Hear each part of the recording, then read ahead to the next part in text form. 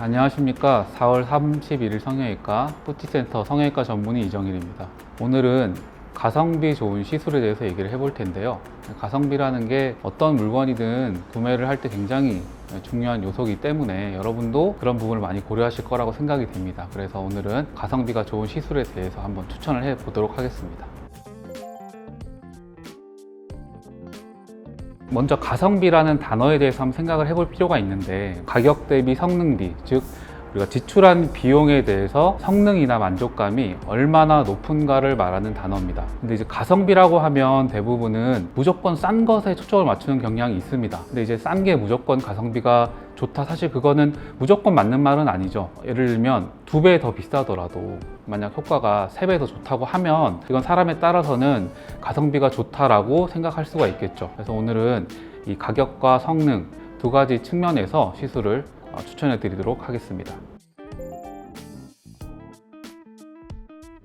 가성비 시술을 얘기할 때 보톡스를 빼고는 얘기할 수가 없습니다. 얼굴에 주름이 고민이라면 다른 리프팅 레이저나 스킨 부스터, 콜라겐 부스터를 하기 전에 무조건 기본적으로 하는 게 좋은 시술입니다. 그럼 여기서 어떤 제품의 보톡스를 맞는 게 좋을까요? 국산이냐 수입산이냐에 따라서 가격 차이가 꽤 크죠. 대부분 국산 보톡스는 거의 모든 면에서 동일하다고 생각하셔도 되고요. 수입산의 경우 흔히 제오민이라든지 아니면 엘러간의 보톡스가 있는데요. 제오민은 내성 가능성이 훨씬 적다고 이제 알려져 있고요. 엘러건사의 보톡스는 모든 보톡스의 오리지널입니다. 아무래도 오랜 기간 동안 사용되어 왔기 때문에 그 효과나 안정성을 입증받았다고 볼 수 있습니다. 만약에 내가 6개월에 한 번 정도 보톡스를 맞으신다고 하면 거의 내성에 대해서 걱정하실 필요는 없다고 생각이 되고요. 정말 3개월 이내의 짧은 간격으로 지속적으로 맞는 것이 아니라고 하시면 국산 보톡스로도 충분한 효과를 보실 수 있습니다. 보톡스의 경우는 비싼 제품으로 성능 부작용을 낮추는 것도 좋지만 가성비 측면에서는 국산 보톡스가 좋다고 생각됩니다. 만약 내가 내성 가능성이 정말 걱정이 된다고 하시면 이런 가능성을 낮춘 국산의 코어톡스 같은 제품도 수입산 제오민 보톡스의 대체품이 될 수 있겠습니다. 꺼진 볼륨을 채우는데 필러만한 게 없죠. 지방 이식, 볼륨실, 콜라겐 부스터 이런 것들이 있지만 저는 대부분의 경우는 필러가 가장 가성비가 좋다고 생각합니다. 또 어떤 필러를 사용해야 하느냐, 이게 또 가성비의 중요한 요소인데요. 세계적으로 많이 쓰이는 주비덤, 레스틸렌, 베로테로 이런 필러 제품들이 성능이나 부작용 측면에서 좋긴 합니다. 피부가 얇은 부위에 사용하는 것이 아니라면 국산 필러로도 충분하고요. 눈 밑, 애교, 입술, 주름 필러 같은 이런 얇은 부위는 싼 필러가 가성비가 좋은 게 아니라 좋은 필러로 좋은 결과를 내는 것이 오히려 가성비가 좋을 수 있습니다. 리프팅 레이저는 장비가 매우 다양한데 가장 일반적으로 쓰이는 고주파, 초음파를 좀 살펴보도록 하겠습니다. 고주파는 대표적으로 써마지가 있죠. 국내 제품으로는 또 대표적인 것이 올리지오가 있습니다. 써마지, 올리지오는 가격 차이가 일단 3배 정도 나죠. 근데 효과는 절대로 몇 배 정도 차이가 난다고 얘기를 할 수는 없습니다. 물론 써마지의 쿨링이 제 생각에는 훨씬 더 좋기 때문에 강한 강도로 단백질 변성을 유도할 수 있는 것은 맞습니다. 근데 올리지오도 변성과 재생의 효과가 충분하고 그 효과가 3배까지 차이가 나냐고 하면 저는 그렇게까지는 아니라고 생각합니다. 최대 효과가 아닌 가성비 측면에서는 올리지오가 더 좋고 최대 효과가 더 중요하다고 생각하시면 써마지가 더 좋다고 생각합니다. 초음파 장비는 대표적으로 울세라가 있고요. 국산 장비는 슈링크, 리프테라 등등 여러 가지가 있습니다. 저는 개인적으로 물론 기계의 안정성, 시술의 정밀도는 울세라가 좋기는 하나 효과 측면에서 보자면 그렇게 많은 차이가 있지는 않다고 생각합니다.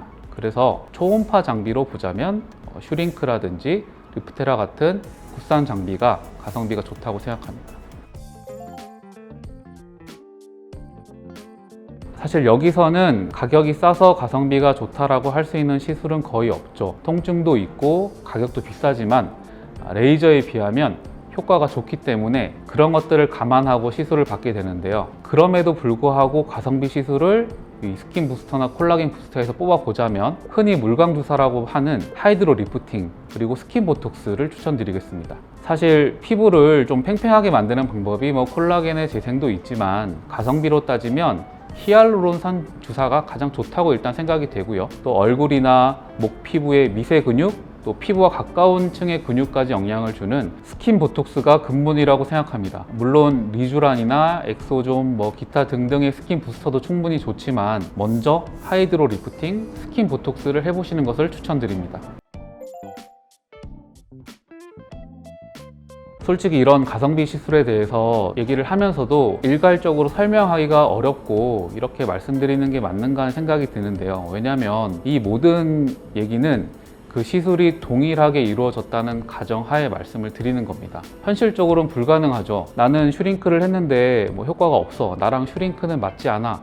이건 사실 틀린 말이죠. 일단 시술을 잘 해야 가성비든 뭐든 생각을 할 수가 있는 겁니다. 수술도 잘 하시는 원장님한테 받으면 더 비싸죠. 받으시는 분들도 더 싸야지 가성비가 좋다고 생각하시는 게 아니라 비싸지만 그만큼의 더 큰 이득이 있기 때문에 그게 더 가성비가 있다고 생각하시는 겁니다. 결국 가성비 시술을 찾을 때 가장 중요한 것은 항상 고민하고 연구하는 의료진입니다. 저도 최소한 가성비를 굉장히 중요하게 생각하고요. 저는 효과가 없는 시술은 하지 않습니다. 오늘 가성비가 좋은 시술에 대해서 얘기를 해보았는데요. 여러분이 시술을 선택하시는데 도움이 많이 되셨으면 좋겠고요. 오늘 영상이 도움이 되셨다면 좋아요, 구독, 알림 설정, 그리고 궁금하신 사항은 댓글로 남겨주시면 답변을 달아드리도록 하겠습니다. 지금까지 4월 31일 성형외과 뿌티센터 성형외과 전문의 이정일이었습니다. 감사합니다.